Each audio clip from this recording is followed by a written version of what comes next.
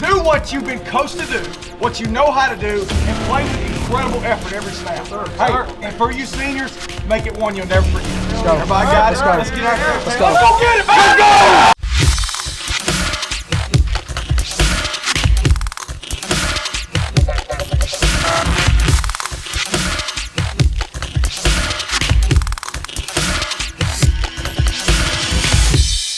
All right, welcome to the Coach Bryan Moore Show. I'm Margaret Ann Prater alongside Coach Bryan Moore, reminding you to tune in every Wednesday on YouTube on the Hartselle Tiger broadcast channel. And then also, if you can't make it to the game on Friday nights, watch our guys on the NFHS network, please. All right, Coach, before we begin, got to read off these sponsors here. Life Church, Agency on Main, Marmac Commercial Real Estate, Peck Funeral Home, Eddie Pruitt Ford, Express Bath, and Coleman Regional Hospital. All right, Coach, we're 5-2, cardiac kids. Gosh, they almost pulled it off.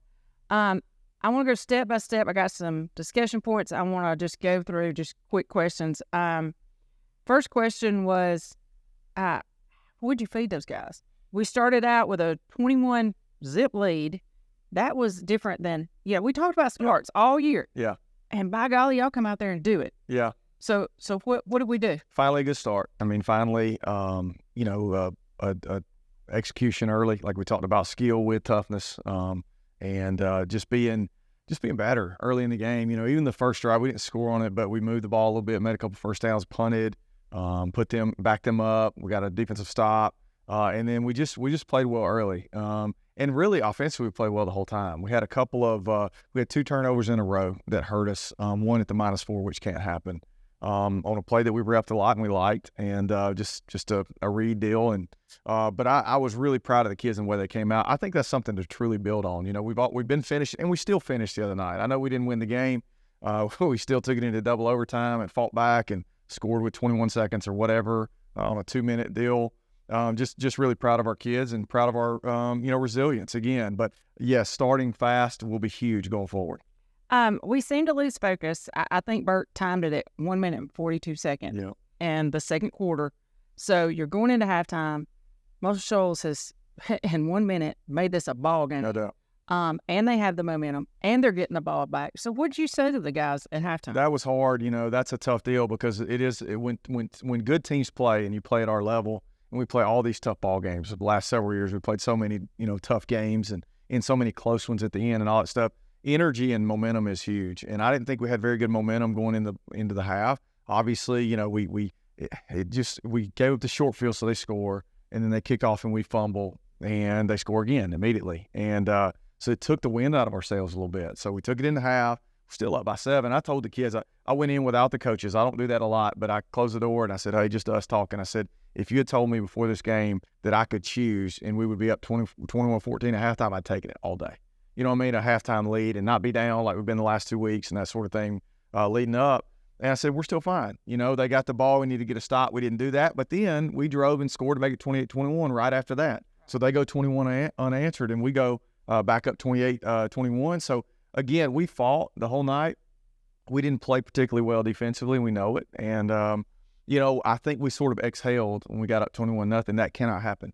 And that starts with me. That starts with, now, okay, well, we've played a bunch of ball games close at the end. We've now started fast. How do we sustain that throughout 4 quarters? And that's where we got to get to. And the great thing is that we played an extremely well-coached, extremely talented football team, had them on the ropes. We didn't finish them, but we know we can do that if we play well. So for me, it was a building block. And, I relate, sort of like Mountain Brook last year. Mountain Brook lost to Gardendale in the region championship game.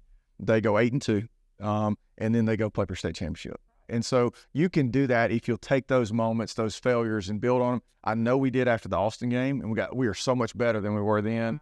It's not even close. And we just, I hope that we'll do that again. Well, and we talked about resilience and how these guys don't give up. We saw that at the end of the game because, lots of people thought it was over, and here we come back, forced an overtime, forced 2 overtimes actually. But these are the kind of teams that are scrappy that go deep into November. Yep. And you talked about that in your post-game speech. And I don't want to jinx it, but can you elaborate on that just for today, and then we talk about it? Yeah, and that was okay in the moment. Like, I didn't say, hey, we're a shoe-in to this, that, whatever. I said, playing in these games, with the fight that we have, playing winning and fighting back and forcing overtime and all these in different types of ball games against very different opponents. Like Muscle Shoals and Oxford could not be more different, and so in the defense we had to play that different, all that. But I just think that when you're challenged over and over and you continue to rise up, you just find ways to win. And well, the previous 2 weeks we did. And now we'll learn from that one and learn again how to sustain it over 4 quarters. And maybe it'll make us a really, really good football team. I think it's going to. I know that this week practice has been really good during fall break when everybody else is sleeping late and all that kind of stuff. And our kids are up here grinding to get better. From what I've seen, the response will be very good. Well, and, conditioning. This is another thing I want to talk about. Whatever you're doing, we don't want to change it. It seems like you guys were I was seeing their defense with their hands on their hips. Yep. What can you say about that? How are we maintaining that this week? Yeah, I think you got to be smart because we're so beat up. Everybody that goes through a stretch like this, it's like playing in the SEC. You look and I heard Coach Freeze talking on a press conference the other day. I'm sure Coach Saban's the same boat. They got like 10 guys out going into this week's game after a bye week. Like, you just get to that point where we got multiple guys out and, where it's so many reps and it's kind of like a pitch count. At some point, your arm's going to run out of gas. And same thing with your body. Like, you're sort of on a pitch count in a season. You can only take so many hits and that sort of thing. So we got to manage that. We got to manage how we lift. We're on a deload week this week, which is where we basically cut reps in half so that we're still doing the range of motion stuff, still trying to move the barbell fast, but we're trying to be smart and get them off their feet quicker, trimming practice back, but getting those really high energy, high intensity practices still in there, but just trimming those down a little bit. So just be a little more efficient with our time, letting them sleep as late as possible, and that sort of thing before we bring them in the morning. So we've got to take that all into account, but I think our conditioning's held up and certainly won us a few ball games down the stretch. Absolutely. Injuries, we just talked about that a little bit. Do you want to elaborate, guys who are playing through things? Yeah, but we got a bunch of shoulders and stuff, but everybody, and that's the key. Everybody's playing through it. Porter had a little shoulder deal. He wore a sleeve this week. Noah Lee's been a little banged up, but that's to be expected with the hits he's taken and the type of player that he is, where he steps into throws where guys hitting him in the chest, and it hurts, man, and you just feel that way. So we got a lot of guys a little nicked up, but everybody's pushing through. Everybody's practicing. Again, coaches are managing that. John Hammondtree, our trainer, does a great job with that, and Encore, and just all that they do to keep our kids healthy. Dr. Tapscott's, we like got a line at Dr. Tapscott's door, just, can we get in and see, just x-raying and seeing, and but our kids are managing it well. Well, and let's talk about game speed. Just from watching on the sideline, it seemed like when we got to overtime, that game moved so fast. There was no, you had one timeout. You couldn't stop and let's reset. Right. How do y'all prep for that in practice? Do you guys go through periods of overtime? Yeah. Or is this something new? Or yeah, I think we need to practice it better. I think the decision to take it into overtime, which is probably going to be a question, or to go for 2. I figured that was coming. I did not feel as good this week as I did last week about the call, and that's on us. That starts with me. Now we have calls and stuff that we repped, but they are very, very well coached, and so you can't kind of trick them or out-gimmick them. You have to line up and execute something. And we had shot a bunch of our bullets, and what I mean by that is, when you are fighting back in games, you're having to use everything just to get to that point. Right. And so we did all that. So, you have a limited amount. So, on Sundays, we do, a playlist. And so that playlist has just X amount of plays on it. Well, you're kind of to the bottom of that, and you still have stuff that you saved. All these years, we just stuff that would carry over throughout the years and stuff. But again, I just didn't feel good about it. Once we called and I called a timeout because I saw the look and I'm listening to the guys up top. So I'm all the way down at the goal line on the 4th and 3 call in overtime. And then we eventually threw it to Marcus on the fade. But I just didn't feel good about that. And we need to do a better job of having that play, because in hindsight, I'd go. But without the right play, I don't want to take it from our kids. I don't want to call it just to call it, to be aggressive, because sometimes you cannot be calculated and more risky. And I think that's what we would have been. We would have been shooting in the dark. And so at the same time, we got it, in the first overtime to 4th and 3. And we had a chance to get him on the ground, and we just couldn't. We were kind of out of gas. You were talking about the conditioning. We played a bunch of snaps on defense, and they'd run the ball right at us the whole time. And we just couldn't get him on the ground, but we had an opportunity. But again, in hindsight, probably go, but with a better play and with a better structure and setup. So that starts with me. Okay. All right, we'll be right back. Watching the Coach Bryan Moore Show.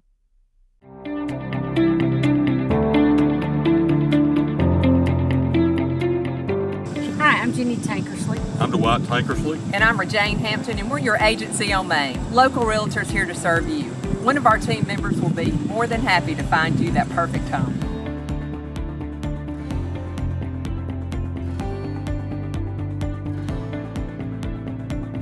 Go Tigers!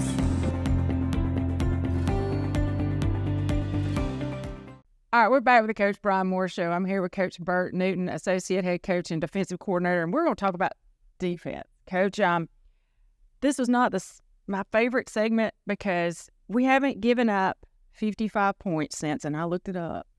I gave up 62 to Austin in 2015, October 23rd. Right. Okay, and you were here then. I wasn't here then, but I have a great story about that night. Oscar Glasgow is one of my good buddies was here as the defensive coordinator, and that's the night I think they were, Austin was running down their throats, and they had an NFL lineman and two, college running backs, and they were really, really good. And when he came over the microphone, he was up top in the press box, said, "If anybody's got any answers, I'm willing to listen."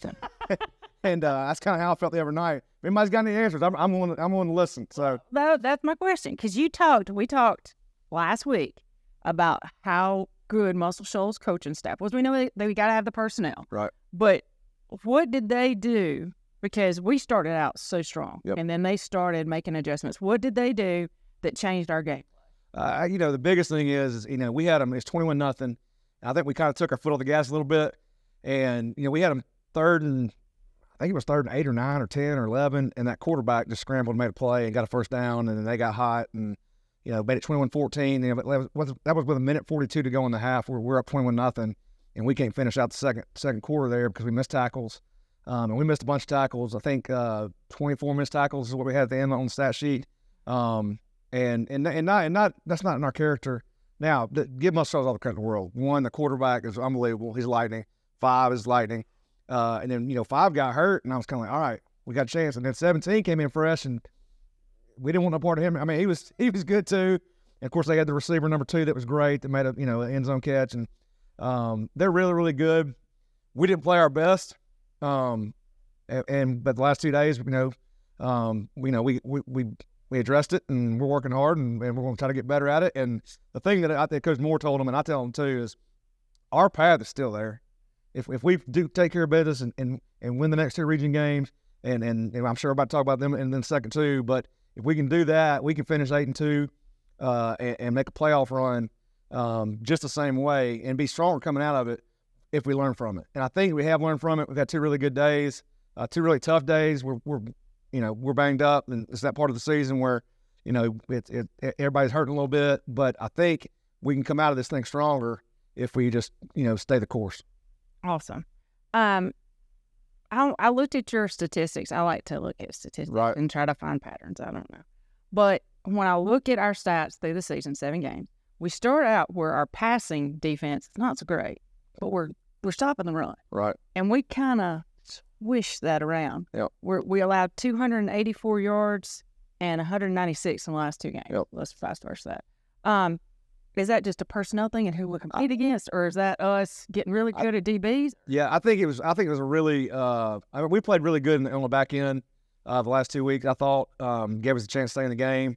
Didn't give up anything for free. If they got it, we were in position, and the guys just made plays. But I think in the run game, we're facing really good running backs. And we faced the best offensive line we've seen all year. And Oxford, to their credit, made a distinct decision that they're going to run the football, which they hadn't done all year. It had a good scheme for us, and then Muscle Shoals always got a good scheme for us. And I think part of it's to them, and part of it's is we didn't tackle well. Gotcha. Penalties. We had a few. Okay. Were they good or bad ones? When we jumped off sides was bad. But everybody that blitzes or is a defensive lineman on our defense has done that through either practice or a game or whatever. And, today we're in a drill against the offense down the goal line, and Noah Gibson jumped the snap count perfectly. And if they would have gone on 2, he'd have been offsides. But because he jumped it perfectly, it was a sack. Coach Tiffin was the quarterback. They wanted to hit him, but we wouldn't let him. Because we would survive. We're afraid he might not survive, Well, he came in. He looked a little So anyway, but it was, I think the big thing is we have a mentality that we're going to stop the run and we're going to get back to that and we're going to do that. But we played two really good teams and had some field position stuff. When you get the ball at a 50, it changes everything because they got to get one first down and they're in 4-down territory. And when you're in Muscle Shoals and you got the run scheme they got, and you're gonna get 2 and 3 no matter what, it just makes it hard to get off the grass. So that's part of it too. But we're gonna get better. Are we putting more of a emphasis on return, kickoff return, punt return? There was a huge emphasis last week because of last year, and we were good early and we were good in spots, but it's just got to get better. Gotcha.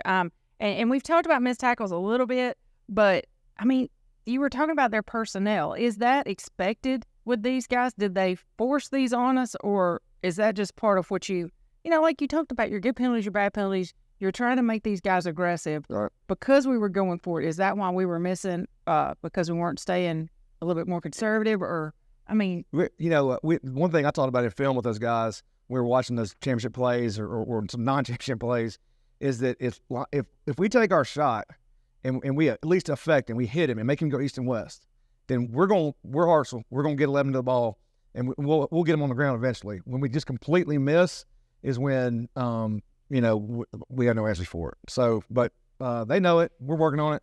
We tackle today, and we'll tackle every day except Thursdays. As long as I'm in charge of the defense, we're going to keep doing that.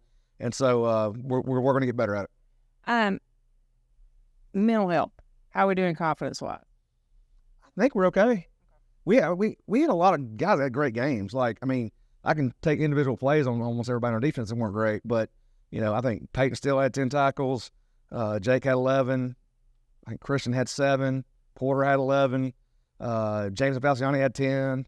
A lot of these were effort plays, which was good. So we had a lot of positives coming out of that game. So I think going forward, we're going to be fine. So who's your player of the game on defense? I don't know. Maybe Porter. Okay, how's his shoulder? It's just fine. It's great. Yeah, Good. just great. Just want to make sure he's 100%. 100% all the way. Okay. And then last question, just throwing one of these out there to kind of let you prognosticate a little bit. Who's showing the most growth so far? Because we always talk about these guys who have the stats. Your Peyton Steele, your Porter Simmons. Who's showing the most growth? Who's out there getting it done? Maybe we're not talking about him. We've talked about him early. Cole, I think, is growing. Jace Pruitt didn't have a great game Friday, but he's still growing. Jay Lee Metz and Noah Gibson are growing. Christian keeps growing the right way. Porter's growing. So, we got a lot of guys that are still getting better. And we got the guys we talked to him about not just growing as a football player, but growing as a leader and a young man. And we got guys doing that too. And that's huge. Absolutely. All right, that's it for me. All right, we'll be right back. You're watching the Coach Bryan Moore Show. This is Shane Odom with Marmac Commercial Real Estate. We approach real estate with our 3I approach: integrity, intelligence, and innovation. To be your full-service real estate company that can handle all your real estate needs, from commercial, such as warehouse, retail, apartments, to land, farms, residential developments, along with houses such as investment homes or your dream home. Marmac Commercial Real Estate has over 15 years experience providing award-winning full-service real estate experience. One team, endless possibilities. Marmac Commercial Real Estate. Peck Funeral Home is owned and operated by folks who live in the same communities they serve. Our employees are the heart of our business. The funeral home proudly employs over 30 local individuals. Currently, the funeral home is managed by Jeff Halbrooks, who has held that position for over 20 years. Our goal is simple and has remained the same now since 1929. Peck Funeral Home strives to provide genuine service from the heart. All right, we're here with our player of the week, Rod Fletcher, running back senior. Rod, great performance. I believe it was 213 all-purpose yards against Muscle Shoals. We didn't come away with the win, but still gutsy performance. Let me start with the first question. What's been your favorite moment this season? And it doesn't have to be during a game. It can be practice. It can be off-season. What's been your favorite moment? My favorite moment this season was probably beating Oxford like that with the 2-point conversion, because that just got everybody going. The crowd was going crazy, and it was just a fun moment for everybody. That was good. That was good. If you could play any other position, we know you do some wide receiver. We know you do run back. What else would you do? Probably cornerback, DB, something, safety, one of the two. Okay. Have they tried you out yet? I played like on certain things. I've went in a few times, but like nothing big. You haven't been lobbying with Coach Cole. All right. We know you had a pretty fantastic game. So what part are you wanting to improve on? I know here it's own it. It's constantly wanting to improve, take accountability. So what are you working on to improve? Improving on just bringing people along with me who like aren't as prepared or whatever, and just showing them like how to do it and how to get it done in the types of games that we're having and we've been having lately that's been close and stuff like that, to just not panic and just keep playing your game. Well, it seemed to me that you just took the team and put them on your back during the second half of the Muscle Shoals game, especially fourth quarter. It was like, give it to me. I want the ball. Have you been doing that, or is this something new? No, I've been doing that. It's nothing. Okay. Now we got some kind of fun questions. Who on the team has the best drip? The best drip? Uh-huh. Well, me. And it was me first, but if I had to say somebody else. Well, it could be you. Cole Miles said himself. But now all the DBs have answered DB. Oh, you're saying like just. Like, that's just saying. Okay. No, it don't. No, it's you. I'm going to say me then. Yeah. Okay. And the last question, you're off the hook. What's your favorite part of practice? Third downs, because that's when we compete for dessert for the week, and it's just always a fun period. You know, I've been doing this show. This is my fourth year to do it. That has been the answer just about every time. Everybody play for dessert. Yeah, because that's. Maybe I need to stay in the end zone with some brownies on Friday nights. Let's see what happens. We get after it in there. All right, thanks, Rob. We appreciate it. We'll be right back watching the Coach Bryan Moore Show.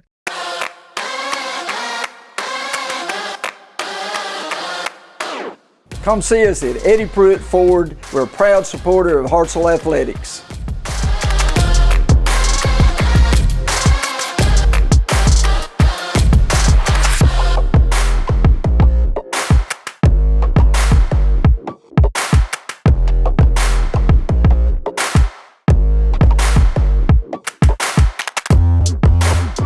All right, we're back with the Coach Bryan Moore Show. Coach, I'm going to have to look at my questions here. Offensively, numbers were better and worse all at the same time. Let's start with the good stuff. You ran for 253 yards. So let's talk about that offensive line. They've been lobbying hard. We're candidates for sure. To get in here for player of the game. So what can you say about how, because let's face it, they were not good against Austin. No, and we have gotten better. Just the growth. And, with that, I'm so proud of those kids. And, that we're finally gelling. And I think that's the third game in a row or fourth. We've had the same five, and that helps too. And then Chandler, Keel, and Stannard are playing really well, and they're a big part of that too. And our backs blocking and all that kind of stuff, and direct snapping it to the backs, and some creative ways that our coaches have gotten the ball to different people in different ways. And so I've been really proud of that. That's who we have to be. We don't need to drop back and throw it 45 times. We need to hit our throws, and Noah's doing that right now. Landon did too. But we need to do a great job of being creative in the run game and use what we call mixer runs. And we're doing that right now. And so just really proud of those kids. Elliott moved into guard, which made a big difference. And then Nolan Carroll playing right tackle has made a big difference. So just really, really pleased with them. And our backs are running so hard. Muscle Shoals fit things. I talked to Coach Basden last night, actually, at the JV game. And, their guys fit things right. Just 3 and 6 are so explosive. Rye Fletcher ran harder Friday night than he ever has. And so they're doing a lot too, but just really proud of our line. Yeah, and Rye, 213 yards. Yep. 168 on the ground, I think. That's what I've got. He ran with a purpose and a fire that I don't think I've seen. Yep. And it seemed that he was that guy, because I've been looking for that guy to step up and put the team on their back. Yep. And he did it. Yep. He was just like, you're going to get me the ball. Right. What can you say about Yeah, he did. the game? He did. And he ran through arm tackles. And to me, that was the best film that I can send to any college. Because I think, all the stuff in space, he does so well. He always has. And I told him, I said, look, this Muscle Shoals game for you was your best.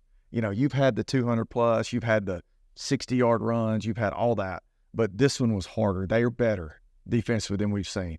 And they fit things with their safeties down in the fit. And you had to run for tough yards, and you did. I said, there was a counter that he ran to make it 28-21, and he ran through 3 people. One was a D lineman. And he just carried him right in the end zone. I was like, good grief, I mean, this guy weighs 170 pounds, and he's doing this, you know. And think about when he's in college and weighs 200, you know, at some point, and what he's going to look like. And so, you know, I just am really proud of him. And then Lincoln, too.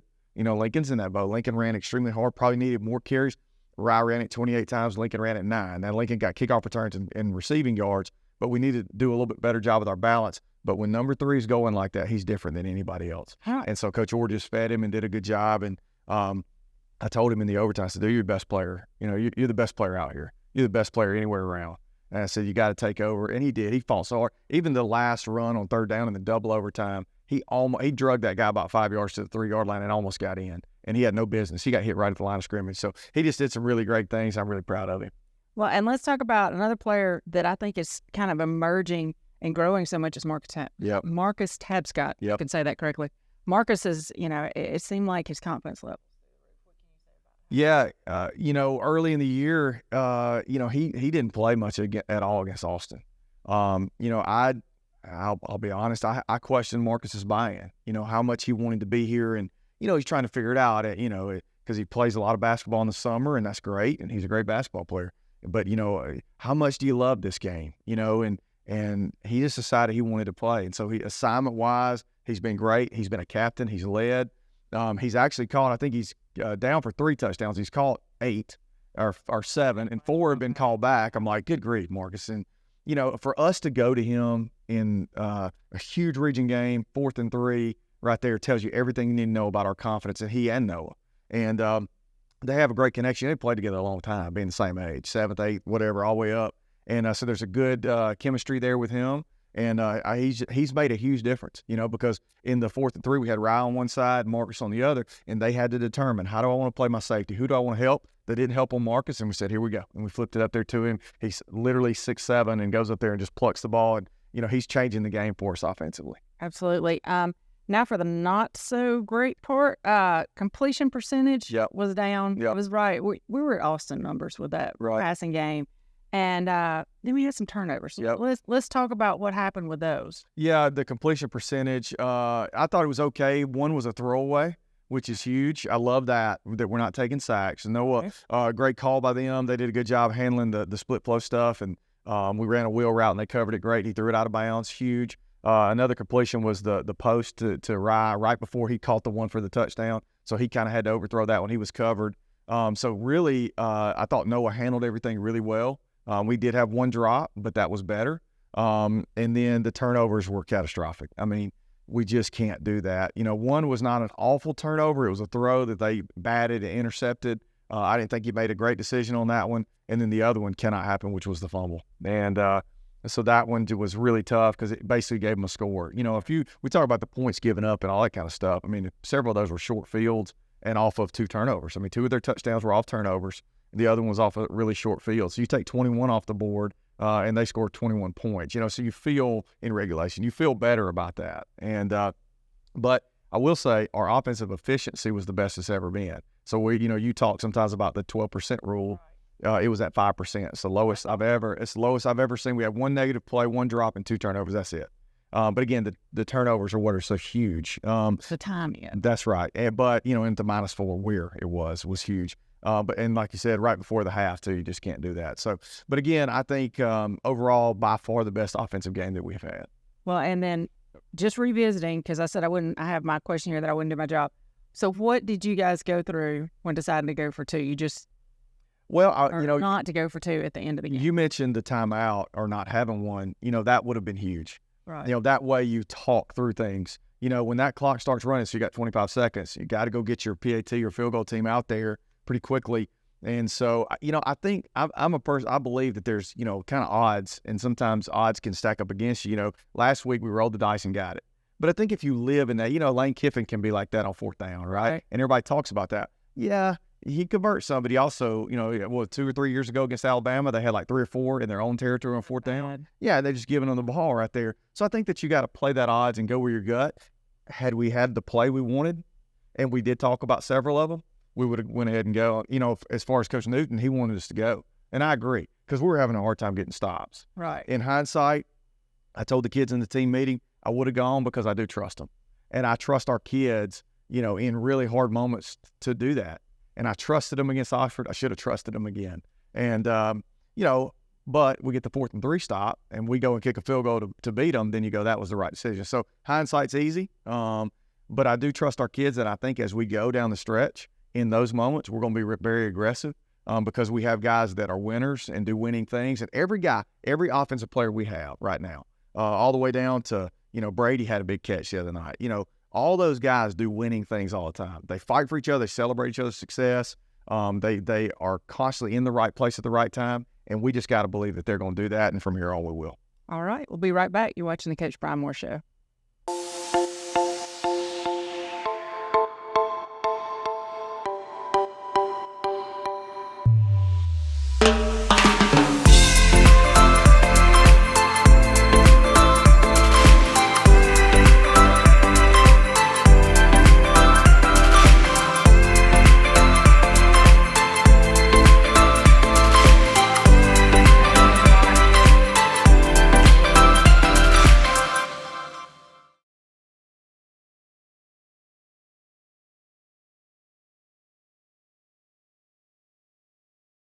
All right, we're back with the Coach Bryan Moore Show.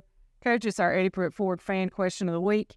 She said this is the most resilient team that she's ever seen play at J.P. King Stadium, and I got to agree with that. Yeah. She wants to know about the injuries. Yep. She said it looks like, we're kind of a mash unit. Yep. And she wants to know, what can we expect? How are you guys going to get these guys to heal? Well, we've got to get through practice, like we said, and we've got to take care of them. There's such a fine line between not losing your edge and, like, for Coach Newton and those guys, like, tackling. They need to tackle all the time, but you can't. The guys that need to tackle are Lincoln and Rye, but who are we to? Come on. We're not tackling those guys. Those guys got to get ready for Fridays. And so it becomes such a balance. But, yeah, we're beat up. We got the best training group around. We got the best docs. Those guys are going to get us ready to play.